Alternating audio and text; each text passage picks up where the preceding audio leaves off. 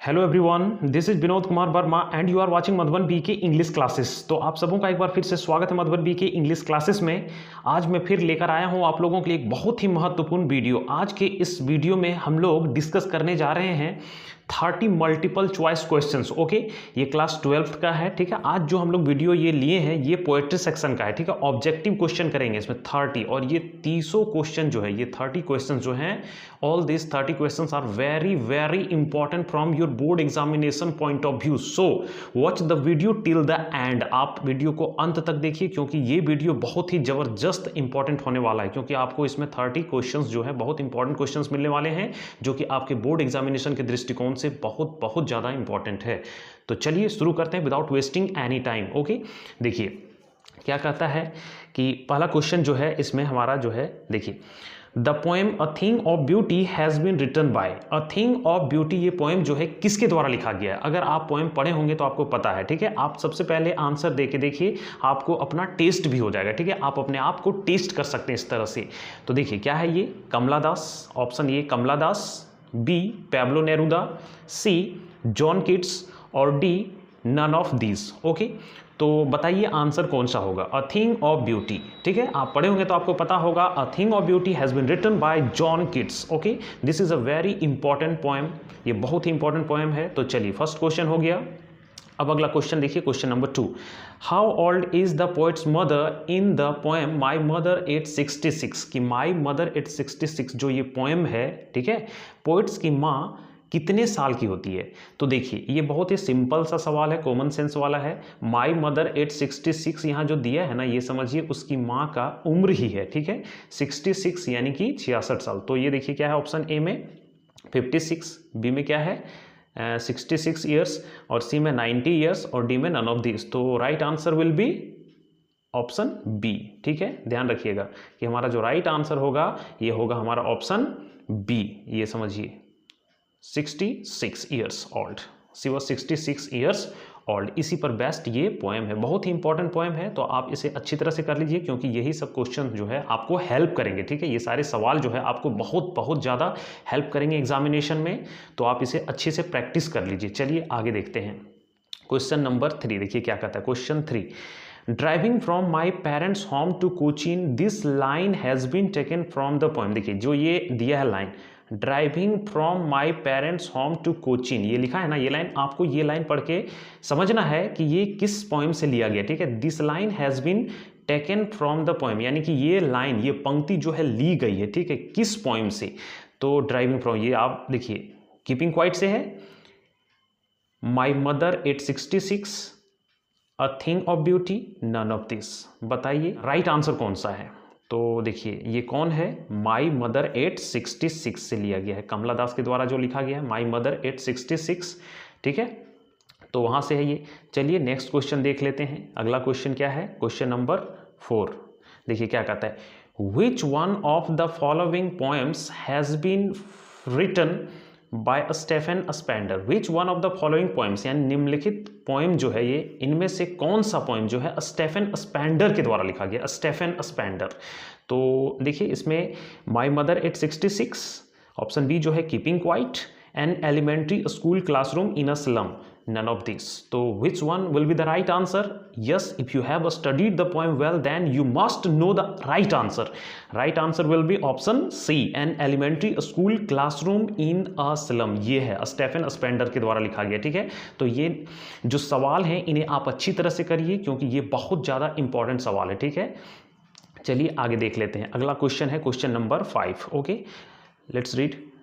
Far, far from gusty waves, these children's faces, this line has been taken from the poem. बताइए, ये देखना है, far, far from gusty waves, these children's faces, इतना पढ़ के आपको समझना है कि ये कौन से पोएम से उठाया गया। ठीक है, किस पोएम से उठाया गया है? तो देखिए अगर आप पोएम पढ़े होंगे अच्छी तरह से, आपको मालूम होगा कि this line has been taken from the poem an elementary school classroom in a slum, इससे लिया गया। ठीक है, माई मदर एट 66 से नहीं है, कीपिंग क्वाइट नहीं है। ठीक है, तो चलिए नेक्स्ट क्वेश्चन देख लेते हैं, क्वेश्चन नंबर 6। देखिए क्या कहता है, what is the colour of the classroom walls? Classroom walls जो है, दीवारों का कलर कैसा कलर था? रेड, ब्लैक, ग्रीन और सावर क्रीम। तो अगर आप पोएम अच्छे से पढ़े होंगे तो याद होगा कि क्रीम, ये सावर क्रीम जो है ना, this will be the right answer. Option D will be the right correct option. ठीक है, चलिए आगे देख लेते हैं। Question 7, what is the meaning of bower? Bower का मतलब क्या होता है? ये देखिए, सबसे पहले तो आप फाइंड आउट करिए कि ये कौन से पोएम से लिया गया। तो ये जो है अ थिंग ऑफ ब्यूटी से लिया गया। देखिए बावर, उसमें शब्द जो है प्रयोग हुआ है और इसका मतलब क्या है यही तो बताना है कि अ हिली प्लेस होता है, no. A dirty place, this is also not the right answer. Yes, C, a pleasant place under the shade of a tree. Bower का मतलब क्या होता है?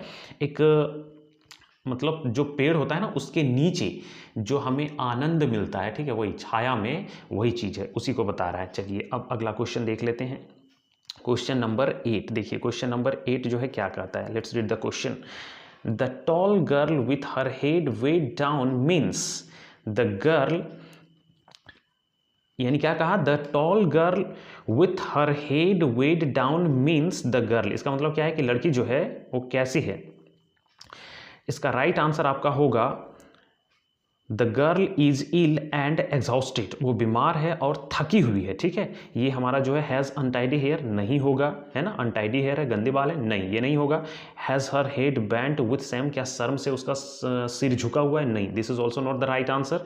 Our right answer will be option A. तो ये इसे आपको याद रखना है। ठीक है, आप इसे बढ़िया से प्रैक्टिस कर लीजिए, आपको बहुत हेल्प करेगा एग्जाम में। ठीक है, चलिए क्वेश्चन नंबर 9 देख लेते हैं, क्या कहता है। The paper swimming boy with rats eyes means the boy is. Paper swimming boys, यानी जो बॉय है, पेपर स्विमिंग ये जो यूज हुआ है ना पोएम में, तो इसका मतलब क्या कहता है? पेपर स्विमिंग बॉय मतलब जो बॉय है, the boy is too much thin, okay, बहुत ज्यादा पतला दुबला है। ठीक है, और रैट्स आइज है, चूहों की तरह आंखें, दैट मीन्स उसके आंखों में हंगर स्पष्ट झलक रहा है, यानी भूख। तो देखिए इसका आंसर क्या होगा, sly and secretive, no this is not the right answer. Unpleasant looking, this is also not the right answer. ये हमारा राइट आंसर है ऑप्शन बी। यस, बी जो है थीन, हंग्री एंड वीक, मतलब वो बहुत ज्यादा पतला है, बहुत ज्यादा भूखा है और कमजोर भी है। तो यहां से ये पता चल जाता है हमें, है ना। तो इसे आप समझिए, अच्छे से प्रैक्टिस कीजिए। चलिए आगे देख लेते हैं, क्वेश्चन नंबर 10 देख लेते हैं। 10 क्या कहता है, देखिए, now we will count to 12 and we will all keep still, this line has been taken from the poem. देखिए क्या कहता है, ये आपको याद रखना है क्योंकि कोटेशन से रिलेटेड क्वेश्चन जरूर आएंगे आपके एग्जामिनेशन में, है ना। तो जैसा कि फर्स्ट सेट में हमें देखने को मिला, just like that you will be able to see in the examination this type of questions. Okay, देखिए इस तरह के क्वेश्चन आपको मिलेंगे, इसलिए आप इसे अच्छी तरह से प्रैक्टिस कर लीजिए। चलिए देखिए, now we will count to 12, अब जो है हम 12 तक गिनेंगे, and we will all keep still, हम सब शांत रहेंगे, है ना। तो ये किससे यूज, मतलब ये पोएम अगर आप पढ़े होंगे ना, देखिए तो ये किससे लिया गया है, कीपिंग क्वाइट से लिया गया। ठीक है, कीपिंग क्वाइट, अगर आप कीपिंग क्वाइट पढ़े होंगे तो आपको पता होगा कीपिंग क्वाइट। ठीक है, ध्यान दीजिएगा, कीपिंग क्वाइट जो है इस पोएम से, an elementary school classroom in a slum, ये नहीं है, अ थिंग ऑफ ब्यूटी नहीं है, इसी से लिया गया है ना, option C will be the right answer. चलिए क्वेश्चन नंबर 11 देखते हैं।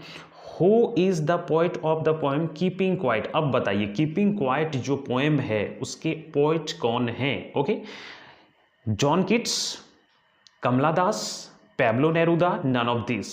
तो देखिए कमला दास तो है नहीं, आप इस तरह से याद रखिए, Kamala Das has written the poem my mother at 66। बहुत अच्छी तरह से याद हो जाएगा, कोई दिक्कत नहीं है।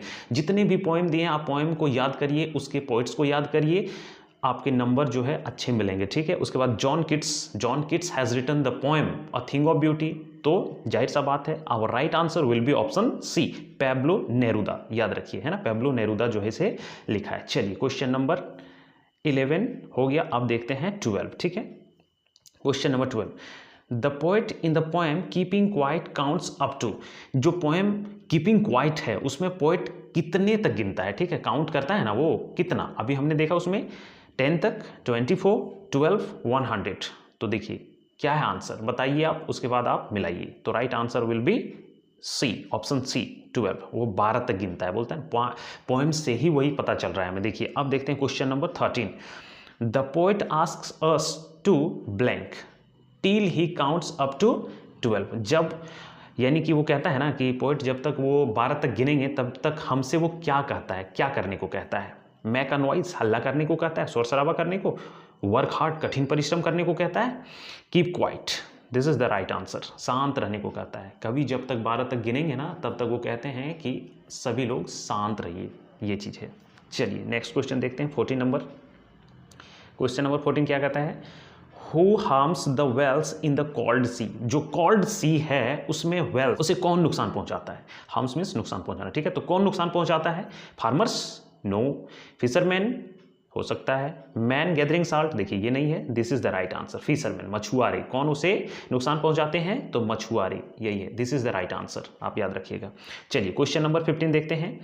What has happened to the man gathering salt? Okay, जो समुद्र के किनारे सॉल्ट गैदर कर रहे हैं, नमक इकट्ठा कर रहे हैं, उन्हें क्या हुआ है? He has injured his hands, ये होगा। B, he has broken his legs, क्या उसने अपने पांव तोड़ लिए, मतलब उसके पांव टूट गए हैं? He has sunk in the sea, क्या वो समुद्र में डूब चुका है? Which one will be the right answer? Just guess it, guess करिए, पता करिए। देखिए, this is the right answer, option A, he has injured his hands, उसने अपने हाथों को घायल कर लिया, कैसे? काम करते हुए। That is why the poet is asking him to stop for a while, वो इसलिए कहते हैं कि कुछ क्षण के लिए रोक दो, काम करना बंद कर दो, ठीक है, आराम करो, क्योंकि हमेशा काम करना अच्छा नहीं होता है ना। Rest provides energy, that's why we must take rest in between. चलिए अगला क्वेश्चन देख लेते हैं। Question number 16, what do fisherman usually do in the cold sea? Usually, सामान्यतः जो फिशरमैन मछुआरे होते हैं वो कॉल्ड सी में क्या करते हैं? टेक बाथ, देखिए बाथ का स्पेलिंग ये होगा, आप इसे ऐसे लिख सकते हैं, टेक अ बाथ, ऐसे होगा right answer, take a bath, option right answer, not sorry, take a bath, नहाते हैं। कैच फिश, मछली पकड़ते हैं। गैदर सॉल्ट, नमक इकट्ठा करते हैं, या नन ऑफ दिस? तो देखिए पोएम से, according to the poem, fisherman catch fish, मछली पकड़ते हैं, क्या करते हैं वो? मछली पकड़ते हैं, ठीक है, this is the right option. Okay, option B will be the right answer. Next question let's see, देख लेते हैं। चलिए क्वेश्चन नंबर 17, देखिए क्या कहता है। What remains alive when everything seems dead? जब हर कुछ डेड प्रतीत होता है, यानी मृत प्रतीत होता है, तो क्या चीज है जो रिमेन्स अलाइव, हमेशा वो कैसा रहता है? जीवित रहता है, जीवित प्रतीत होता है। तो देखिए ए में क्या है option? The earth, the human beings, B में the animals, none of this. तो which one will be the right answer? Option A will be the right answer. Okay, the earth, ये हमारा जो है राइट ऑप्शन, अर्थ प्रतीत होता है। आप इसे अच्छी तरह से करिएगा, ठीक है। Let's see next question, question number 18, देखिए क्या कहता है। Some sap of beauty moves away the pall from our dark spirit, this line है ना, has been taken from the poem. ये आप इसे पढ़िए और समझिए। Some sap of beauty moves away the pall from our dark spirit, हमारे जो डार्क स्पिरिट होते हैं उसमें क्या करते हैं? ब्यूटी का कुछ सैप होता है, यानी सौंदर्य वाली चीज, वो हमारे हार्ट में जो ग्लूमी, निराशा, उदासी होती है ना, उसको रिमूव कर देता है, जो परत जम जाता है, अ थिंग ऑफ ब्यूटी उसको रिमूव कर देता है ना, ये इसका मतलब है। तो बताइए ये किससे लिया गया है? ठीक है, तो ये a thing of beauty, my mother at 66, keeping quiet, none of this. तो right answer will be option A, a thing of beauty से लिया गया। देखिए यहां से पता चल रहा है सेप ऑफ ब्यूटी है, तो समझ जाइए कि उससे है ना। लेट्स सी क्वेश्चन नंबर 19, चलिए देख लेते हैं क्वेश्चन नंबर 19 क्या कहता है।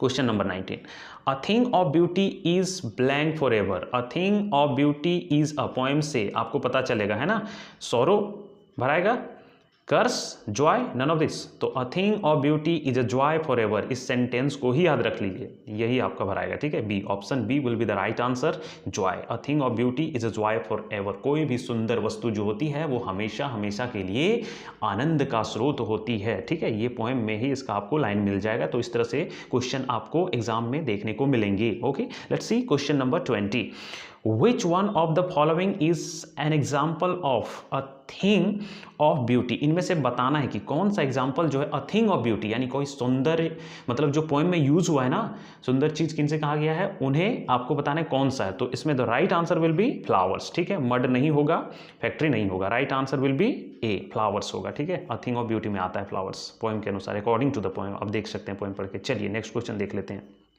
क्वेश्चन नंबर 21, ठीक है। What was the pen name of Kamala Das, यानी कमला दास किस नाम से वो लिखती थी, नॉवेल्स जो लिखती थी, पोइम्स जो लिखती थी, वो किस नाम से, बहुत फेमस है, ठीक है, कमला दास। तो ये देखिए उसका रागिनी, मेघना, no, nothing, right answer will be B Madhavi Kutty, Madhavi कुट्टी से वो फेमस थी, बहुत फेमस है माधवी कुट्टी के नाम से, उसी के नाम से वो पोएम वगैरह ये जो नॉवेल वगैरह लिखती थी इस नाम से ही वो लिखा करती थी, ठीक है, और लिखा भी है उसने, ठीक है। चलिए आगे क्वेश्चन देख लेते हैं, question 22। The poet's mother looked like a, poet की माँ जो है वो दिखती है, कैसे दिखती है? Corpse, dead body, ghost, giant, none of this. तो अगर आप पोएम पढ़े होंगे तो पता होगा कि पोएट की माँ जो है कैसे दिखती है, सी लुक्स लाइक कॉप्स, कॉप्स कह सकते हैं या डेड बॉडी भी, मृत शरीर जो कहते हैं उसी को कॉप्स कहते हैं, ठीक है, लाश जिसे कहते हैं, तो इस तरह से दिखती है। तो right answer will be option ए, ठीक है। Let's see next question, question number 23। What was the poets childhood fear, poet जो है ना उसके बचपन की क्या डर थी? The fear of ageing and ultimate death separation, यही है उसकी बचपन का जो डर है ना, the fear of ageing and ultimate death, मतलब उसको लग रहा था पोएट को कि मेरी माँ जो है अब बूढ़ी हो चुकी है, अब वो कभी भी मुझसे बिछड़ सकती है, दैट मीन्स उसकी डेथ हो सकती है। और इधर कोई आंसर नहीं, that her mother will not live with her, उसके साथ नहीं रहेगी, ये सब नहीं होगा, ठीक है, that she can't play with her, ये सब नहीं होगा। राइट आंसर यही है ए। चलिए ध्यान रखिएगा इस चीज़ को आप, है ना। चलिए क्वेश्चन नंबर 24 देख लेते हैं क्या कहता है। The poet has compared her mother to, this is a very important question, okay. Poet जो है अपनी माँ की तुलना किससे की है? द सन, सूर्य से, द रिवर्स, नदियों से, द लेट विंटर्स मून, बताइए, गैस कीजिए। Yes, this is the right option, option C, the late winter's moon. Poet ने अपनी माँ की तुलना द लेट विंटर्स मून से किया, ठीक है। लेट्स सी क्वेश्चन नंबर 25, देखिए। Who said see you soon अम्मा, किसने कहा था see you soon अम्मा, शीघ्र मिलेंगे, लास्ट में, ये पार्टिंग वर्ड्स है, ठीक है। Kamala Das, Pablo Neruda, John Keats, no, Kamala Das. Right answer will be option A, Kamala Das, Kamala Das ने ये कहा था। तो चलिए क्वेश्चन नंबर 26 देख लेते हैं। क्वेश्चन नंबर 26 क्या कहता है? Who smiled after the security check, security check के बाद जो है कौन मुस्कुराती है? Poet's mother, the poet's mother, Kamala Das, that means the poet's sister, none of this, just guess which one will be the right answer, guess करिए कौन होगा आंसर।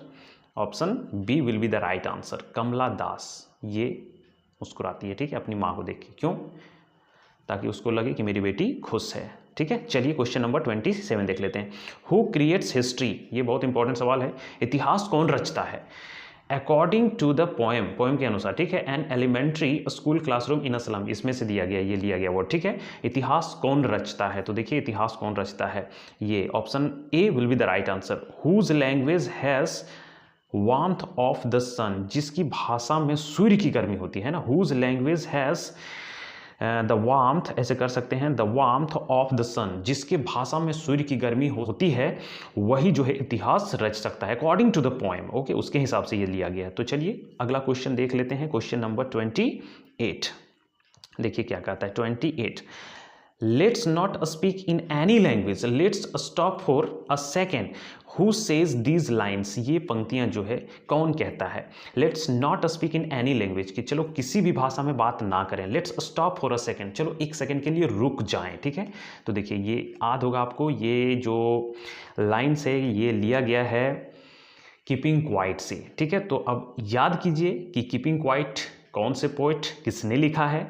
कमला दास ने, नो, माई मदर एट 66 इसके द्वारा लिखा गया है। John Keats, no, a thing of beauty इसके द्वारा लिखा गया है। विलियम शेक्सपियर ने तो आपके बुक में एक भी पोएम नहीं लिखा है, तो this is the right option, okay, option D, Pablo Neruda ये है, ठीक है।